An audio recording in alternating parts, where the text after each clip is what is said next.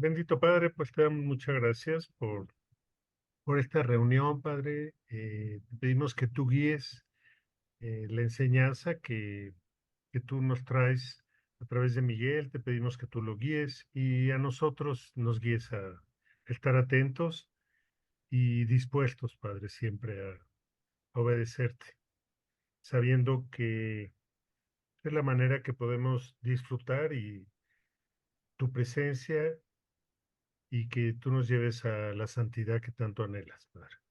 Te pedimos porque no falle la tecnología, te pedimos porque se puedan conectar la mayor número de gente que ya seguramente está por llegar y pues te damos gracias por todo esto en el nombre de Jesús. Amén. Amén.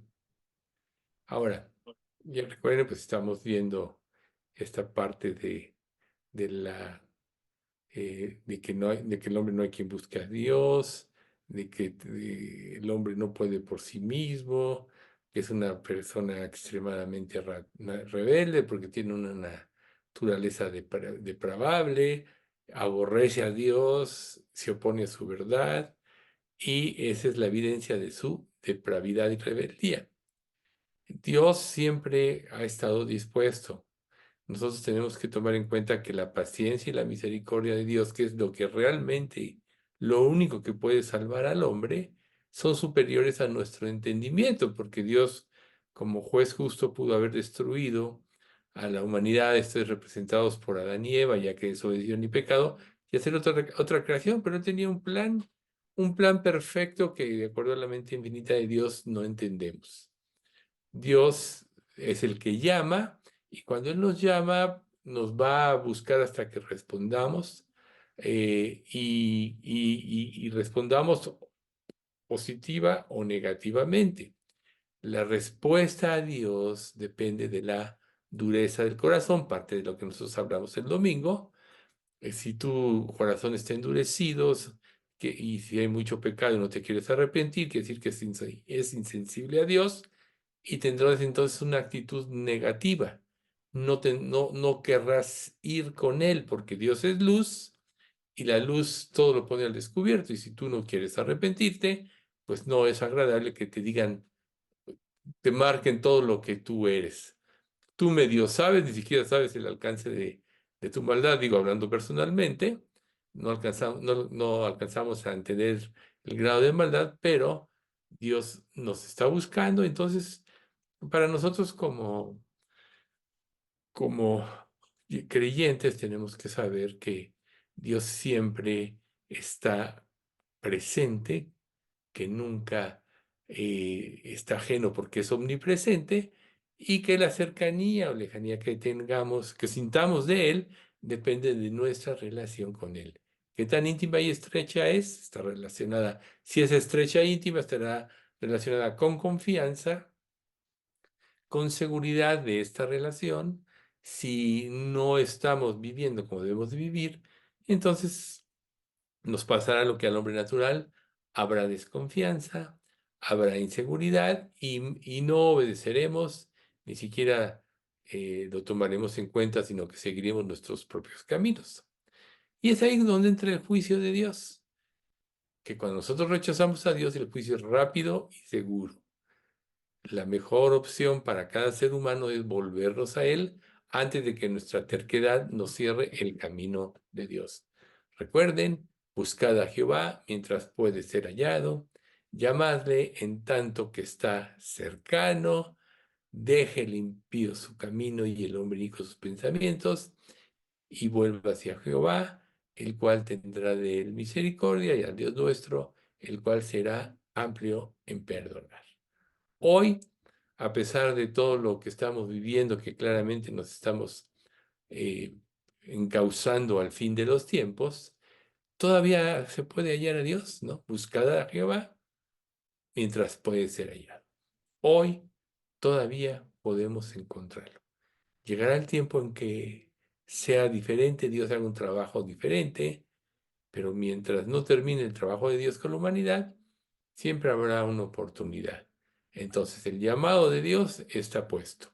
Cuando Dios dice, id por todo el mundo y predicad el Evangelio a toda criatura, se entiende que el llamado de Dios está abierto, ¿no? Pero ¿quién es el que se va a salvar? Reitero, el que responda a su llamado. Por eso es tan importante lo que nosotros estamos analizando a través de este estudio de la verdad acerca del hombre, y estamos viendo en específico la inhabilidad moral, o sea que el hombre no puede y ya está caído, etcétera. Es importante saber que el hombre incrédulo es un infractor de la ley, por eso ve a Dios tan opuesto a él al grado que puede verlo como si fuera un criminal o un policía. Va a tratar, digo, lo va a ver como un criminal porque si lo va a tasar de injusticia. Recuerde, la insensatez del hombre tuerce su camino y luego contra Jehová se irrita su corazón. O sea, dicho de otra manera, le echa la culpa a Dios. Es verlo como un criminal o como un policía. Ahí está la conciencia. La obra de cada uno se hará manifiesta, pues el día la declarará, por el fuego será probada, etcétera. O sea, Dios va a pesar la obra de cada uno de nosotros en un día.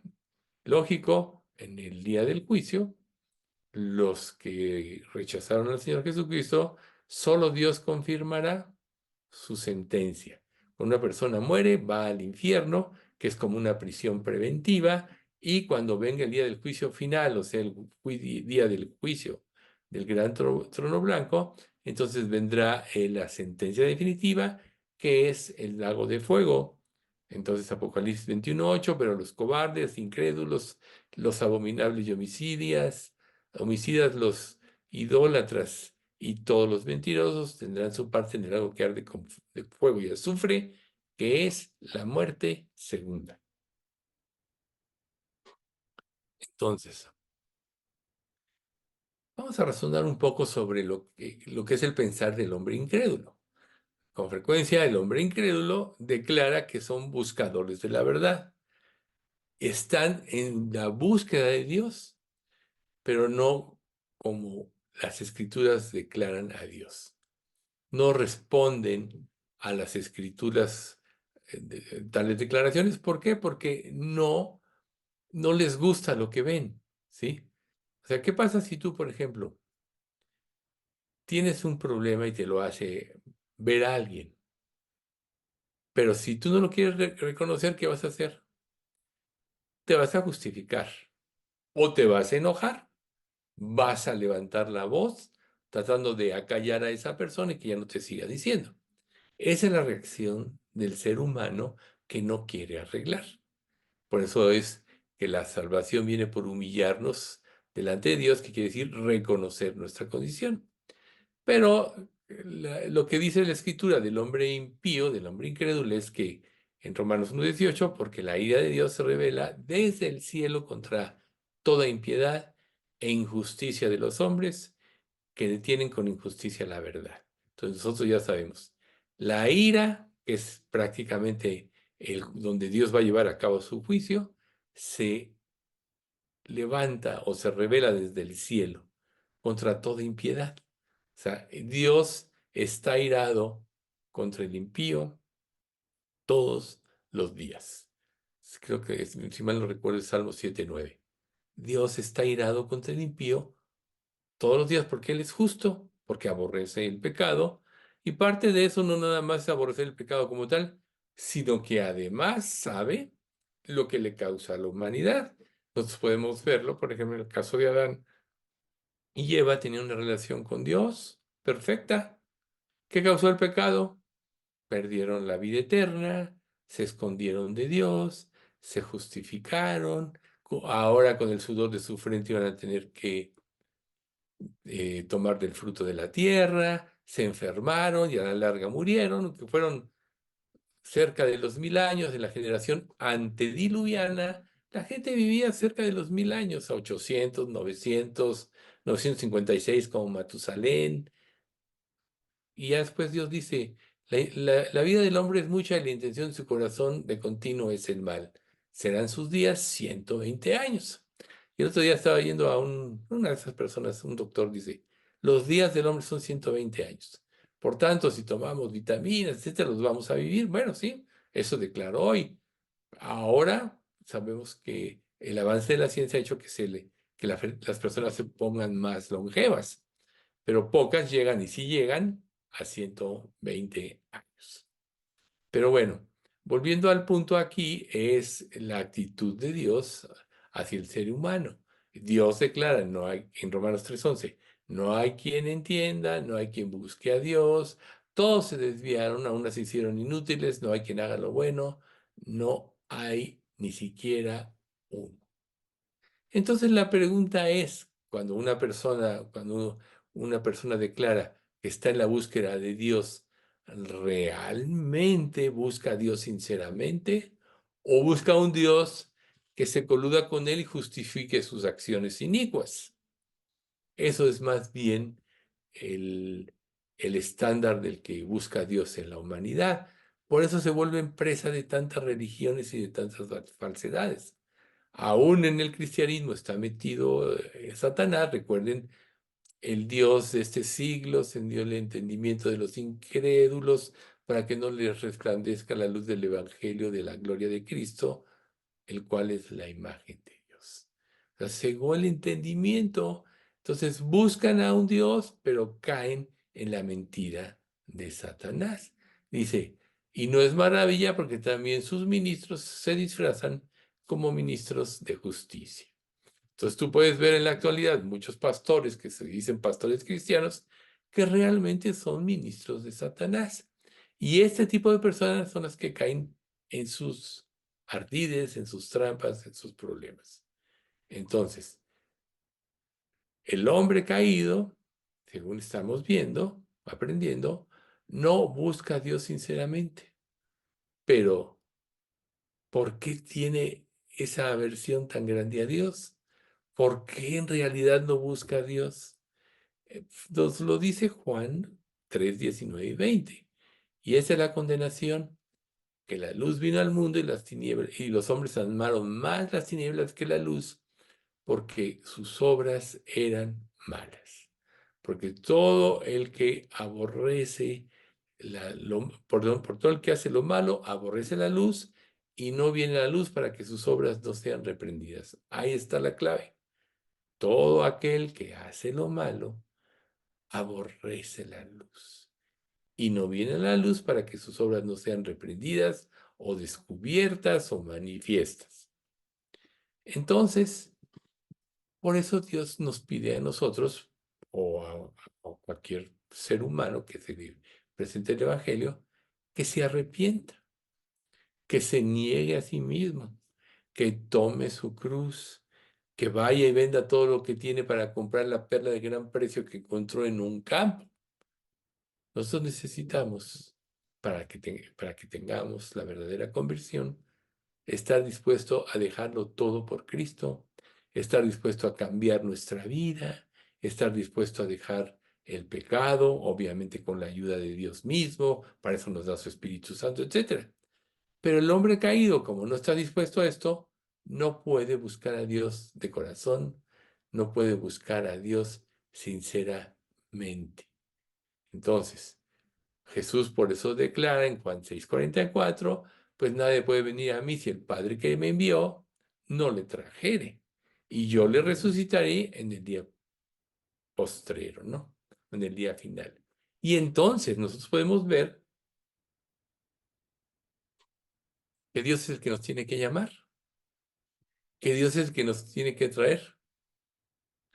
Y por eso Jesús repite en Juan 6:65, y dijo, por eso os he dicho que ninguno puede venir a mí si no le fuere dado del Padre.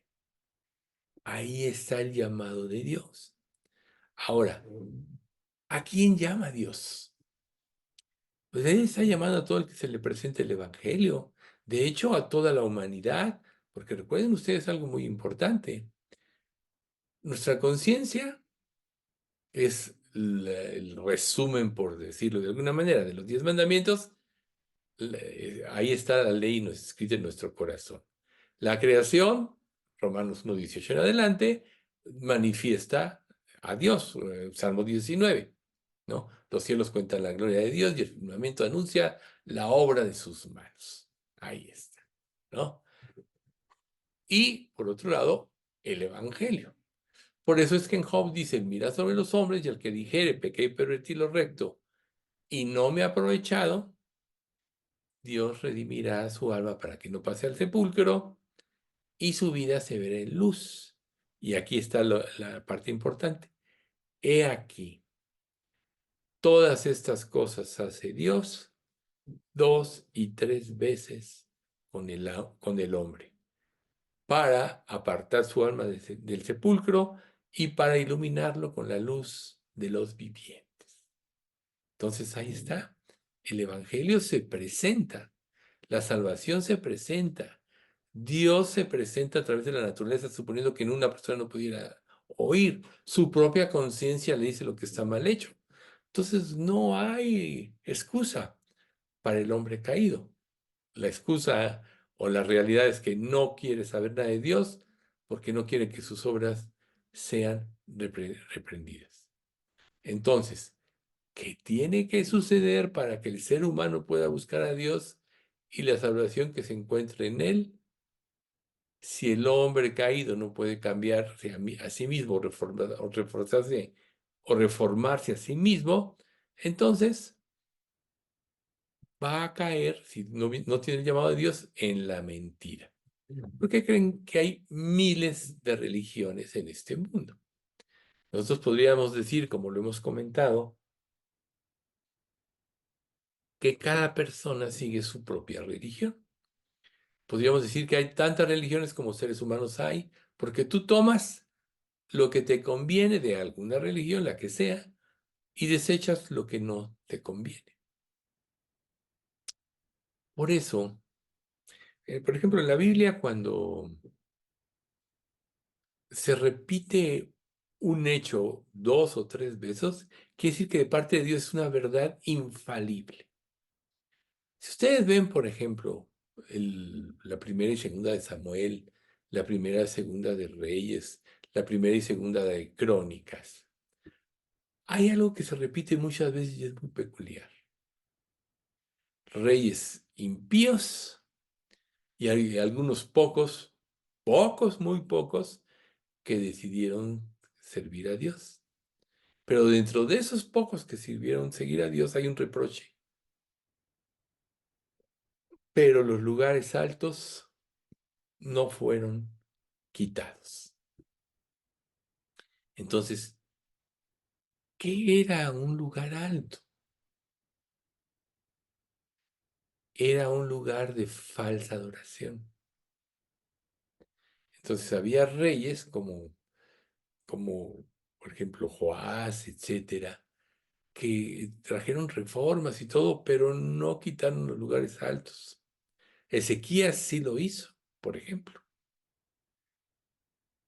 Entonces, quiere decir que los lugares altos es algo que todos nosotros traemos arraigados en nuestro corazón, el símil.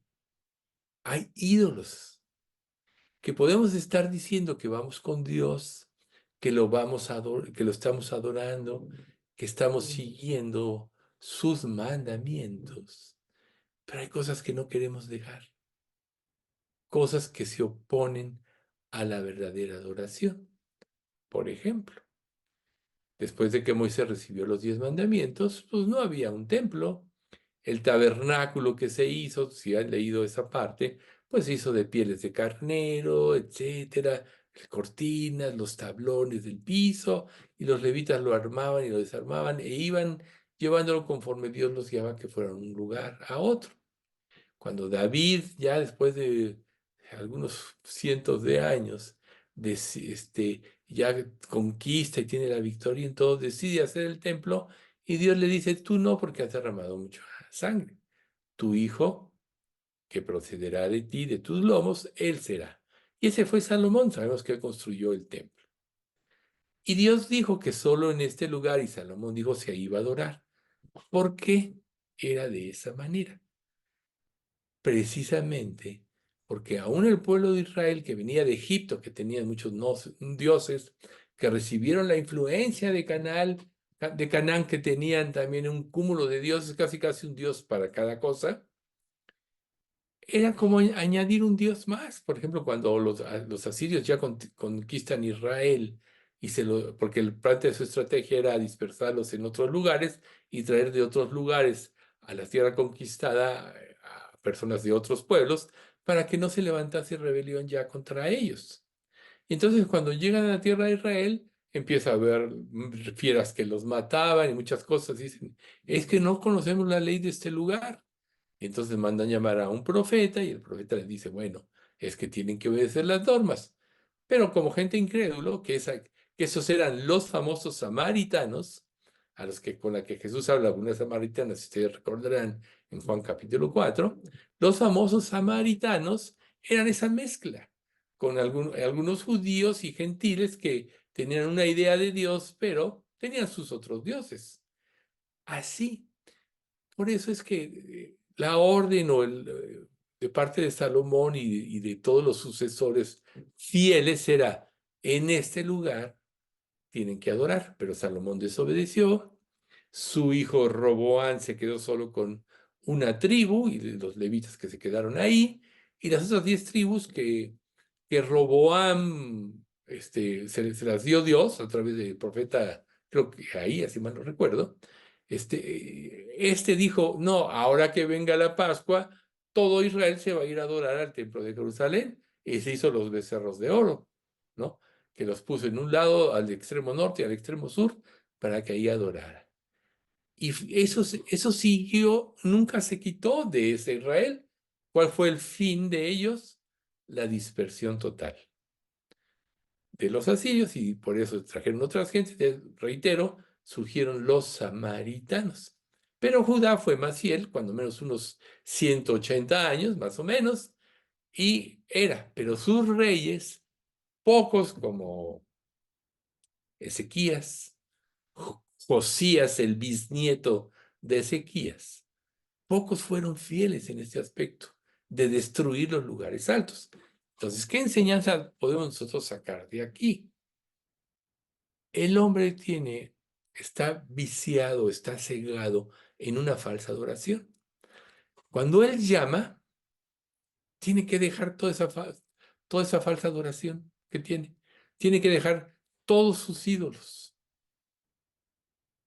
Pero los ídolos están tan arraigados en el corazón del hombre que por eso, si no es por obra de Dios, si no es por un arrepentimiento, no se puede convertir la persona. Ahora vamos a suponer, entendiste, confiaste, te arrepentiste, Dios te dio la fe, el arrepentimiento y la fe que sale. Pero entras con ídolos todavía, con formas equivocadas de adoración a Dios, las que quizá te enseñaron tus padres, las otras que tú mismo construiste en tu propia vida. Entonces Dios empieza a hacer una limpieza. Esa es la limpieza, lo que nos lleva a la santidad. Entonces, para poder llegar a esa verdadera santidad, tú tienes que empezar a buscar cuáles son esos lugares de falsa adoración que hay en tu vida. ¿Cuáles son esos lugares altos? El hombre incrédulo no puede, es esclavo de ellos, no se puede liberar. Un poquito más adelante vamos a hacer, bueno, Jesús lo decía, todo aquel que hace pecado esclavo es del pecado. Y como el diablo se le dio, no porque compita con Dios, sino al diablo se le dio, al caer Adán y Eva ante sus insidias, se le dio el dominio de la creación que tenían Adán y Eva, porque siendo ellos los que tenían el dominio y sometiéndose al diablo, automáticamente, si se hacen esclavos del diablo, todo lo que ellos tenían pasa a ser parte del diablo, cosa que Dios permitió, porque él tenía un propósito. Ahorita no podemos alargarnos en eso. Y desde ahí, todos los seres humanos estaban bajo la potestad del diablo. Ahorita vamos a ver algunas variaciones de todo esto, pero lo importante para nosotros es que el hombre natural tiene tanta idolatría en su vida que le es difícil. Lo único que lo puede abrir los ojos es la luz del Evangelio. Por eso es que una persona que testifica y no usa la palabra de Dios es como llevar palabras al aire. Nunca una persona va a generar una convicción si no es por la palabra de Dios. Recuerden Romanos 10:17. Así que la fe es por el oír y el oír por la palabra de Dios. El Espíritu Santo y la palabra de Dios actúan para convencer a la persona de justicia, de pecado y de juicio. Sin la palabra de Dios, solo las personas van a caer en una religión. Por eso es que la trampa del diablo, y por eso hice toda esta explicación, es crear falsas religiones. Ah, ¿quieres cristianismo? Órale. Pero vamos nosotros a mezclar este tipo de falsa adoración por aquí, por allá, donde las personas se sienten a gusto porque viven en ello y nunca llegan al conocimiento de la verdad. Por ejemplo, en el siglo XX, todos le querían llamar o le llamaron la época de la reforma en el cristianismo, ¿sí? Comenzó con un gran optimismo acerca de la habilidad del hombre para llegar a ser una criatura más grande y más noble, ¿sí? Que se llama, pues, el New Age, en parte ese tipo de filosofía, la creación del hombre por el hombre. ¿Y qué iba a hacer de esa reforma? Pues iba a ser lo que le traería gloria al hombre. Pero lógico, si no busca la gloria de Dios, todo terminó en confusión, desesperación. Entonces, las escrituras enseñan claramente que el ser humano, y esto grábense, nace muerto espiritual y moralmente es depravado.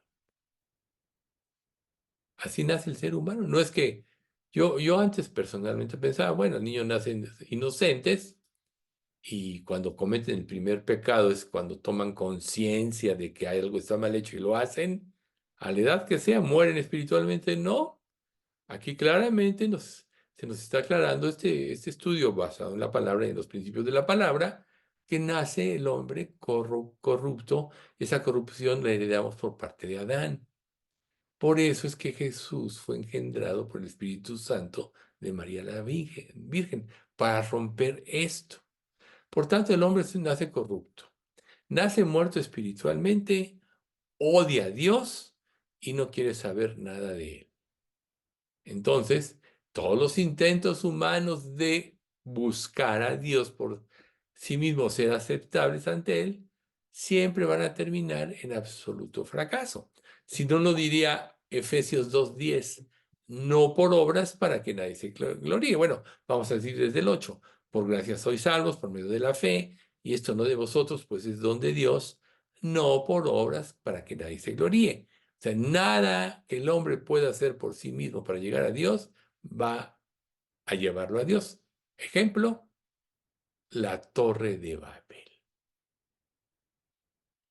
Dios le dio un mandato al hombre, esparcidos por toda la tierra y pobladla. Y ellos dijeron, no, aquí en la Torre de Babel nos vamos a quedar. Están desobedeciendo a Dios. Entonces Dios tuvo que traer la confusión de lenguas para que al no entenderse unos con otros, pues los que se entendían, pues se esparcieron, cumplieron, pero, pero no por sí mismos, ¿no? Por eso es Babel, confusión. Y desde entonces, o desde antes, el hombre vive confundido porque no quiere seguir el mandato de Dios, sino sigue lo que su intención, la intención de su corazón le dicta. Pero recuerden lo que dice la palabra de Dios. Engañoso es el corazón más que todas las cosas y perverso. ¿Quién lo conocerá? Pero ¿cuál es la filosofía de este mundo? Sigue lo que tu corazón te dicte, ¿no? ¿Quién no ha oído esto? Todos lo hemos oído. Sigue lo que tu corazón te dicte. Y la Biblia te dice engañoso es el corazón.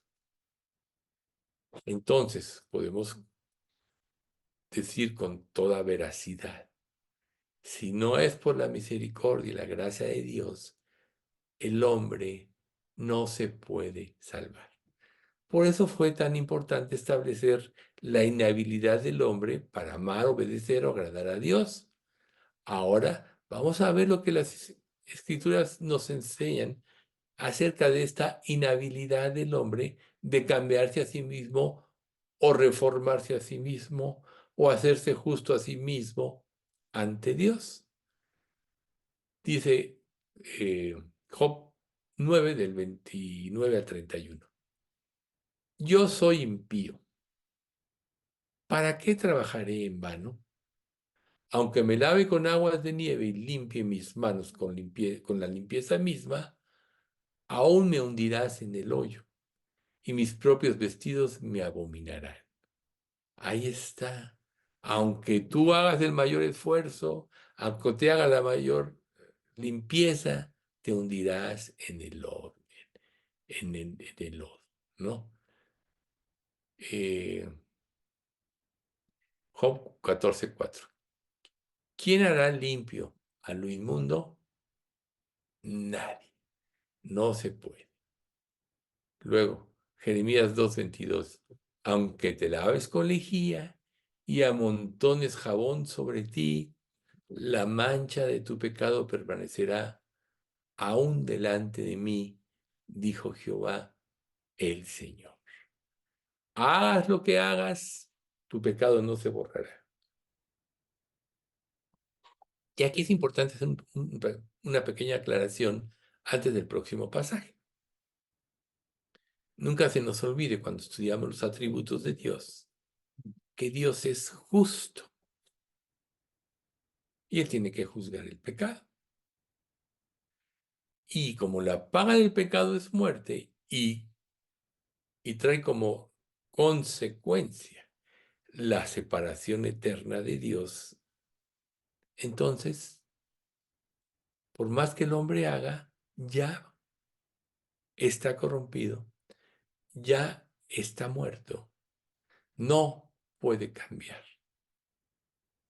Y es lo que nos dice el siguiente pasaje, Jeremías 13:23, que nos compartió Alex la vez pasada. Mudará el etíope su piel y el leopardo sus manchas. Así también vosotros no podréis hacer el bien estando habituados a hacer el mal. Eres lo que eres, o sea, el ser humano, ¿no? Es lo que es. Somos lo que somos. Y la razón de todo esto es porque vive en esclavitud. ¿De quién? De Satanás. Entonces, vamos a estudiar la naturaleza universal del pecado. Pero es importante que nosotros consideremos que existe entre el hombre caído, la relación que existe entre el hombre caído y Satanás. Veremos que no solamente está aislado de Dios, el hombre caído, sino que también está unido a Satanás.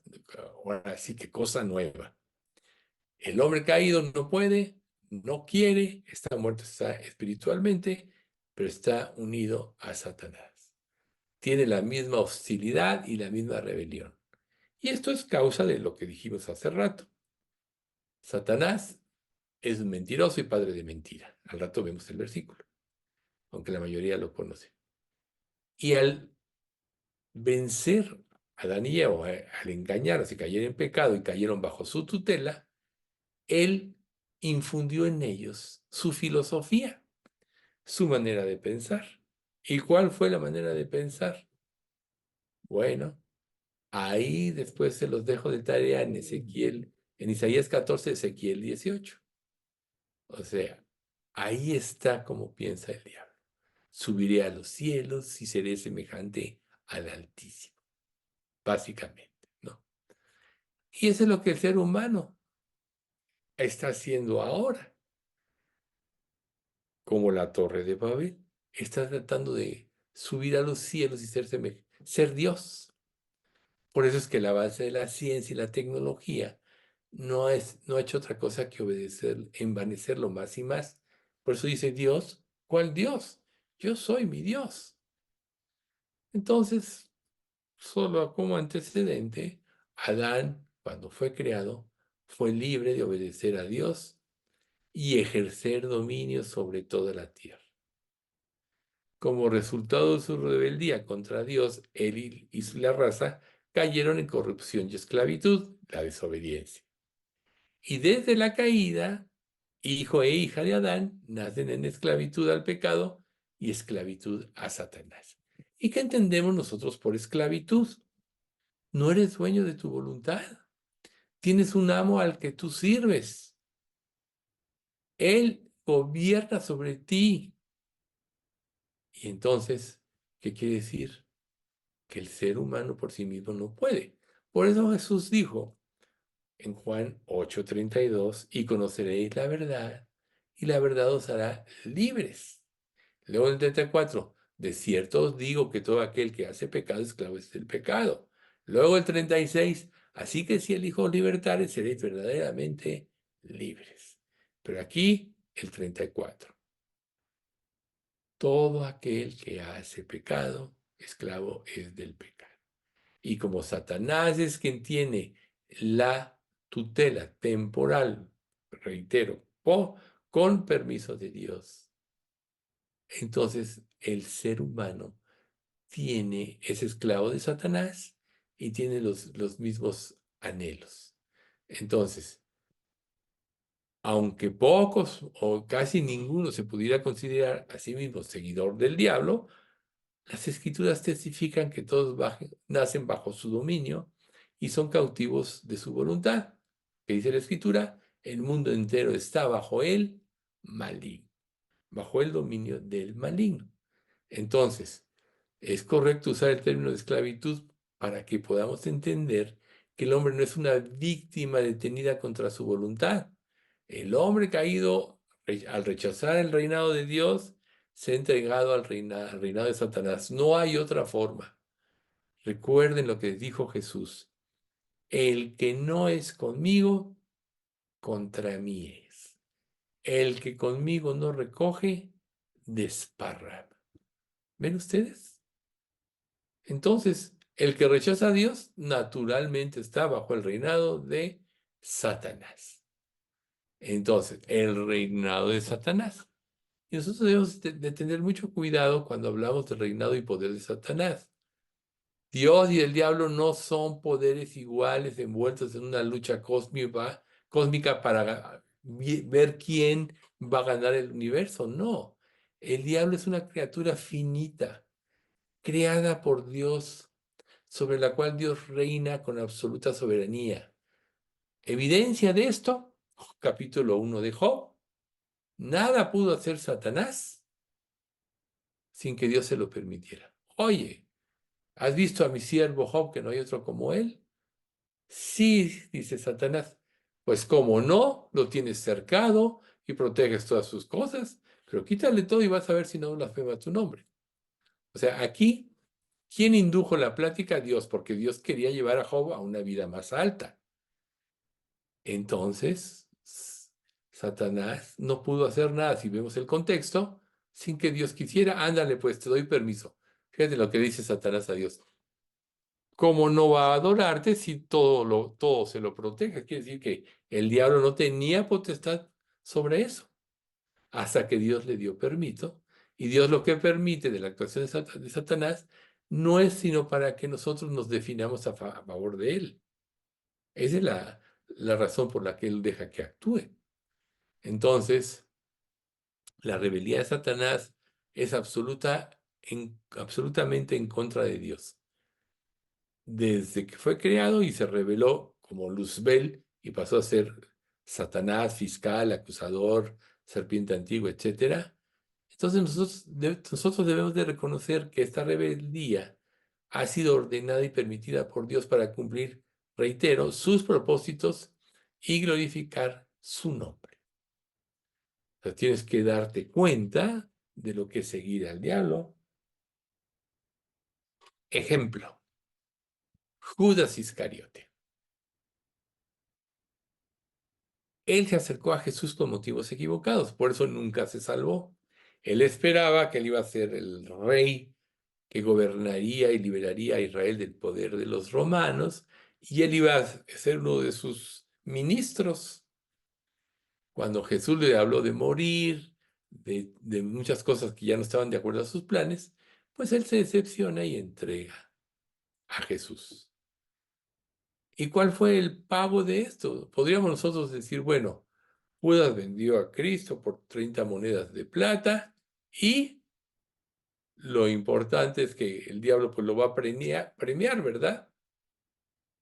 ¿Y cuál fue la paga que el diablo le dio? Lo llevó al suicidio, ¿no? Acuérdense. Se ahorcó en un árbol y sus entrañas cayeron sobre el piso. Entonces, esa es la paga del diablo.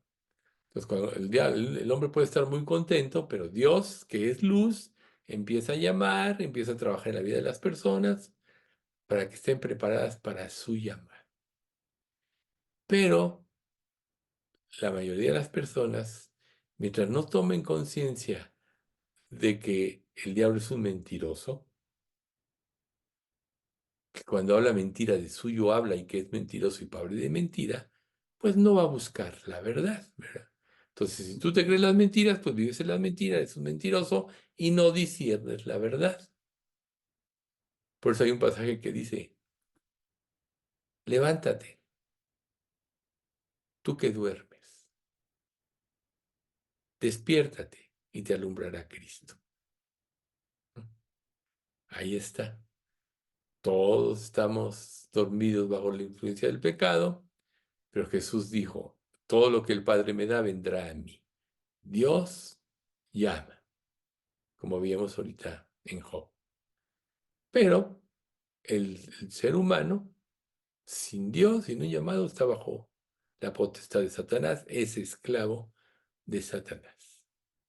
En Lucas capítulo 4 dice, versículos 5 y 6, hablando de precisamente de que Satanás declara acerca de sí mismo como jefe o que es el rey del mundo caído. Y le llevó el diablo a un alto monte y le mostró en un momento todos los reinos de la tierra. Y le dijo el diablo, a ti te daré toda esta potestad y la gloria de ellos, porque a mí me ha sido entregada y a quien quiero la doy. ¿Se dan cuenta? Es verdad que le fue entregada. ¿Por quién? Por Dios. Jesús, ahí es la tentación del desierto. Jesús obedecía a Dios y nunca pecó, siempre estuvo ahí. ¿Pudo Satanás levantar la codicia de Jesús? Claro que sí. Esa era su intención, hacerlo caer en la trampa como lo hizo con Adán y Eva. Pero ya sabemos que Jesús no cayó. Pero aquí es importante notar dos cosas respecto a Jesús. Jesús no negó la declaración de Satanás de que a él le había sido dado el dominio de la creación. Y ese dominio del cual Satanás se jactó, que le había sido entregado, estaba permitido y limitado por Dios. Y Jesús buscaba la voluntad de Dios, sabía quién era Dios. Sabía que si Jesús se sometía en cualquier cosa al diablo, nunca iba a poder ser el autor de la salvación. Por eso siempre se tuvo que negar a sí mismo.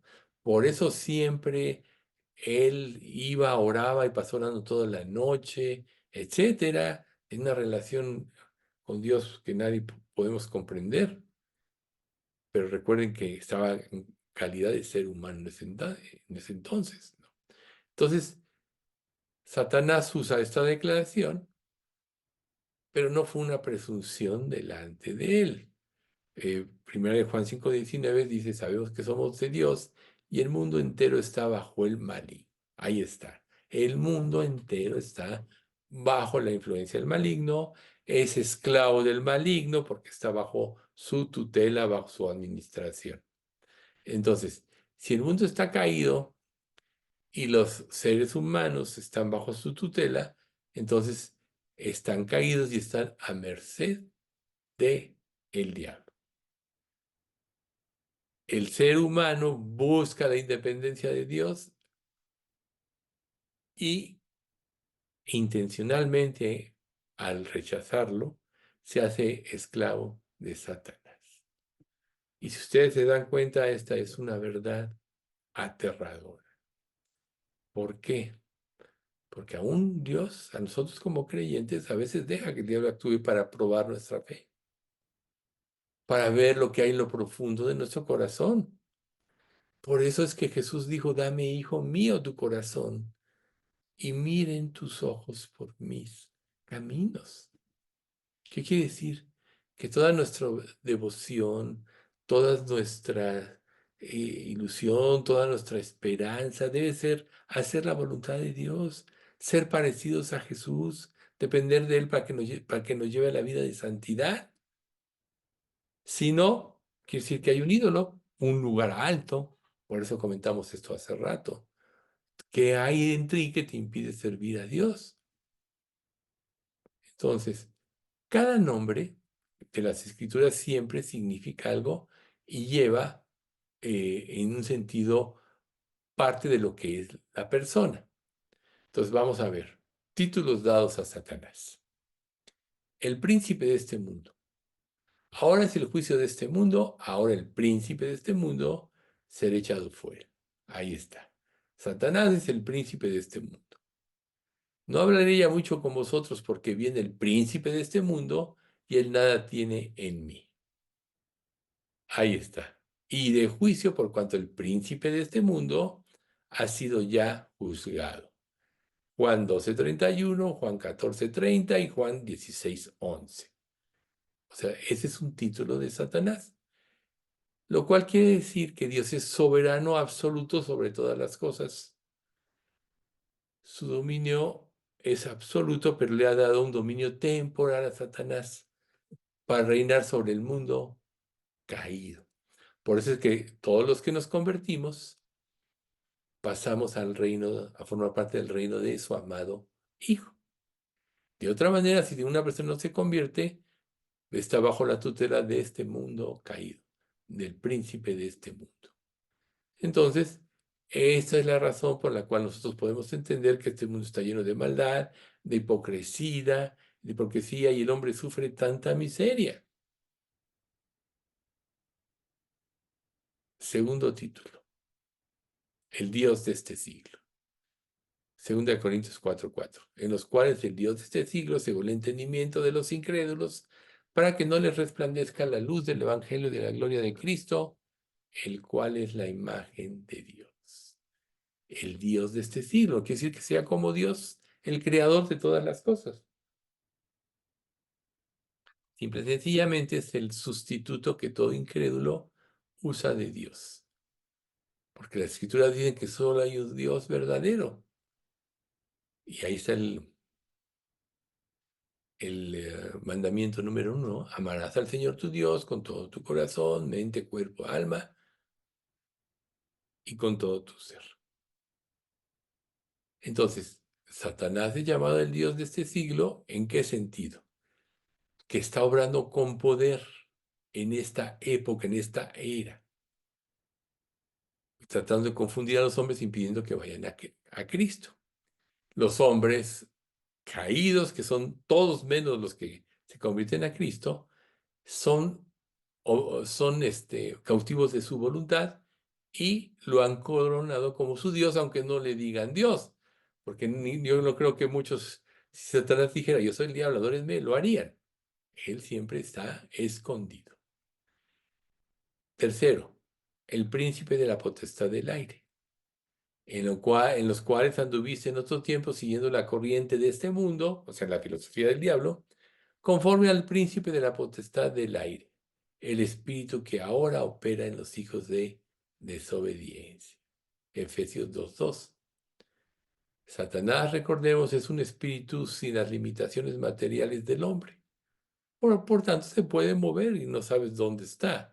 Recuerden, no tenemos lucha, no, recuerden,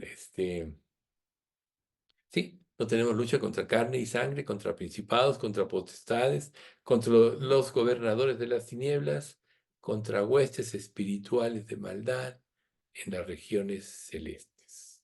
Efesios 6:12. Son seres espirituales.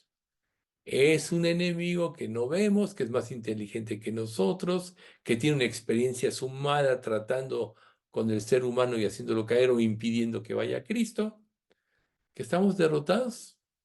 Por eso es el príncipe de la potestad del aire, porque su dominio es totalmente terrenal, por debajo, obviamente, de la voluntad permisiva de Dios. Ahora, Satanás y el hombre caído. Satanás y los hombres, incluyendo a Satanás, son criaturas caídas. Y hay una gran afinidad entre ellos y tienen mucho en común. ¿En qué son parecidos? En la corrupción moral y en su enemistad contra Dios. ¿Ven ustedes? Por eso las personas no pueden cambiar porque tienen una corrupción interna y son, como hemos ya visto con mucha amplitud, enemigos de Dios. Aunque es, o quizás sea repulsivo a la mayoría pensar en esta verdad. Hay tanta similitud entre el hombre caído y Satanás que el hombre caído antes de su conversión justamente pueden ser llamados solamente, no solamente sujetos, sino hijos del diablo. ¿Por qué? ¿Qué es lo que hace un padre y un hijo? El hijo se identifica con el padre, aprende sus modos, aprende su conducta, sus movimientos, aún sus gestos, sus tics, ¿no? Si el padre tiene un tic y cierra el ojo, el hijo, aunque no lo tenga, va a cerrar el ojo, se para de cierta manera. Hasta hay el dicho que dice, cual el padre, tal el hijo, por la identificación tan fuerte.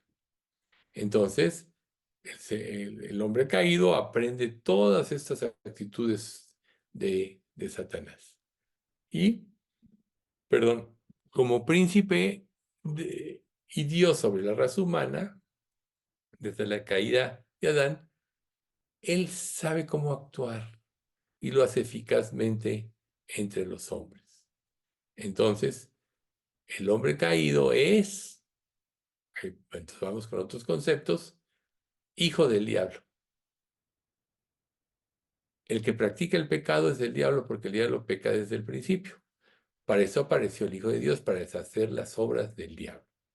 En eso se manifiestan los hijos de Dios y los hijos del diablo. Todo aquel que no hace justicia, que no ama a su hermano, no es de Dios. Juan 3:8, primera de Juan 3:8 y 10.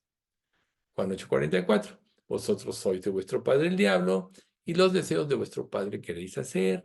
Él ha sido homicida desde el principio y no hay verdad en él, porque cuando habla mentira, de suyo habla porque es mentiroso y padre de mentira. Entonces, el ser humano niega la paternidad universal de Dios y divide a la raza humana en dos categorías: los hijos del diablo y los hijos de Dios. ¿Quiénes son los hijos del diablo? Los que rehúsan la oferta de la misericordia de Dios y se quedan en su rebeldía. ¿Se acuerdan? Que hace rato dijimos que solo la gracia y la misericordia es la que pueden sacar al hombre de esto, obviamente otorgada por Jesús. Entonces, los hijos del diablo, como el diablo, practican las obras pecaminosas del diablo. Y los hijos de Dios, que somos quienes recibimos el perdón de Dios, la adopción como hijos a través de la fe en la persona y obra de Jesucristo. Juan 1:12, más a todos los que le recibieron, a los que creen en su nombre, les dio potestad de ser hechos hijos de Dios, los cuales no son engendrados de voluntad de carne ni de voluntad de varón, sino de Dios. Esos somos los hijos de Dios, a quienes Dios nos otorgó el perdón por arrepentirnos y nos dio la fe, nos hace como su hijo. Entonces se supone que los hijos de Dios deben de practicar las obras justas de Jesús, deben de buscar la santidad para estar cerca del Padre. Por eso es que en la Escritura dice Pablo que por sus frutos los conoceréis, ¿no? Como si realmente soy salvo o no soy salvo. Entonces tú debes de analizar tu vida a la luz de cuál es tu conducta. ¿Cómo estás actuando? ¿Estás pareciéndote cada día más a Jesús? ¿O te sigue atrayendo el pecado, la maldad, las cosas de esta vida y de este mundo? Lo segundo va a ser una evidencia de que no eres salvo, que tuviste una falsa conversión, una profesión de fe de acuerdo a la falsa doctrina del diablo. Recuerden, y ese punto es un punto muy importante, un mar de verdad con una gota de mentira ya no es la verdad. Ay, si es una pequeña mentirita, ya no es la verdad.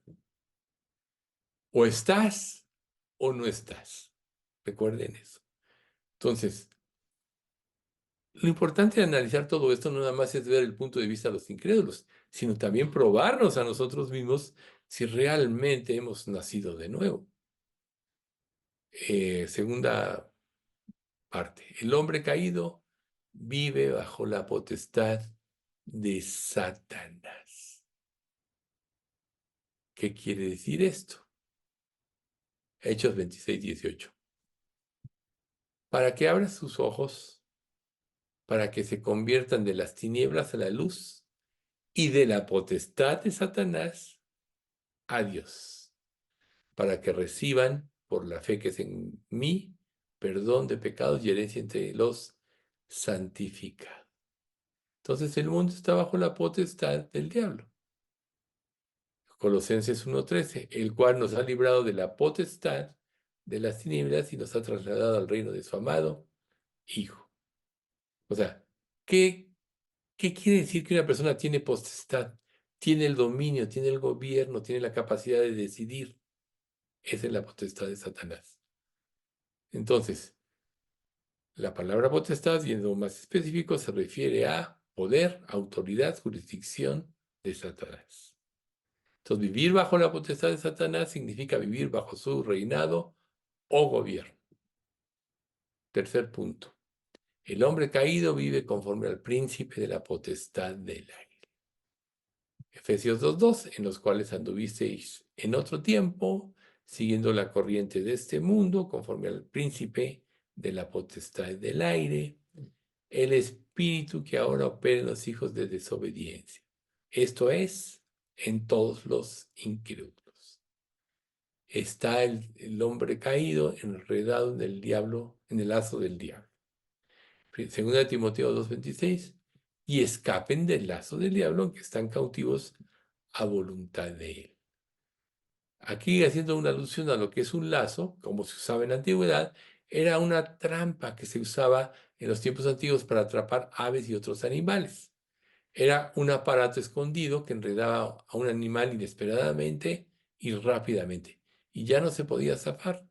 Es importante saber el contexto para saber a qué se refiere, ¿no? Uno puede decir, bueno, te imaginas un jinete que te avienta el lazo así como a una vaquilla y ya te prendió y ya estás bajo su dominio. Bueno, pero la antigüedad tenía como el objeto la caza. Entonces, esto solo muestra la obra mortífera de Satanás. El hombre caído, siguiente punto, está bajo la voluntad del diablo.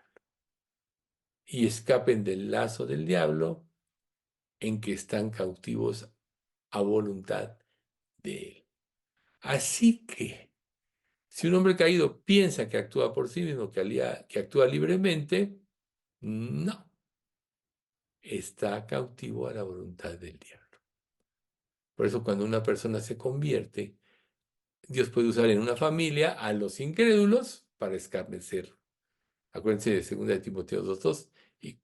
Y todo el que quiera vivir piadosamente en Cristo Jesús padecerá persecución.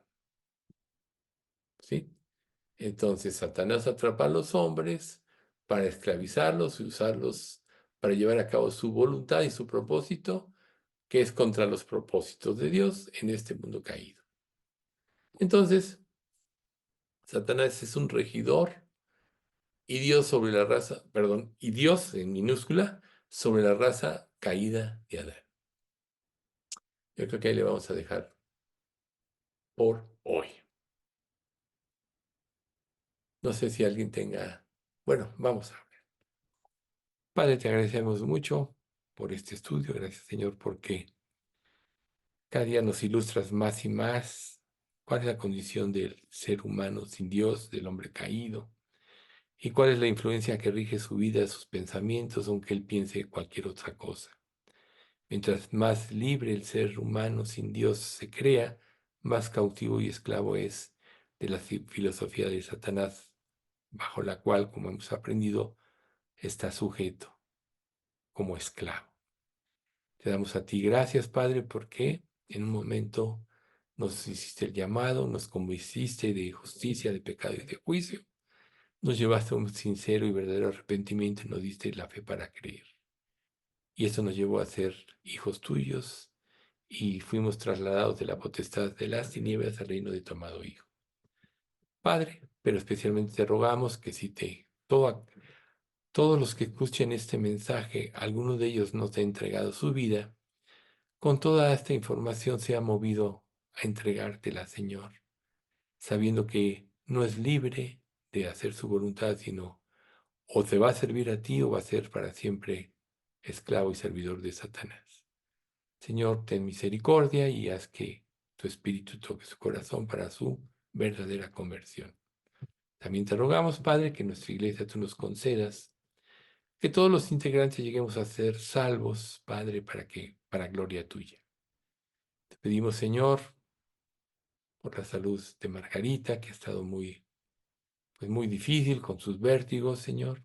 Pues tú sánala y concédele, Padre, que su esposo, que ahora tiene esa actitud de venir al estudio, pueda acompañarle un día y pueda convertirse realmente.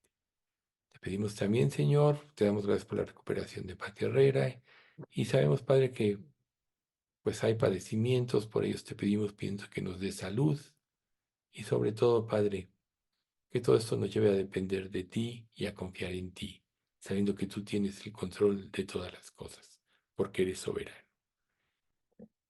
Gracias por todo esto, Padre, en nombre de Cristo Jesús, te lo pedimos. Amén.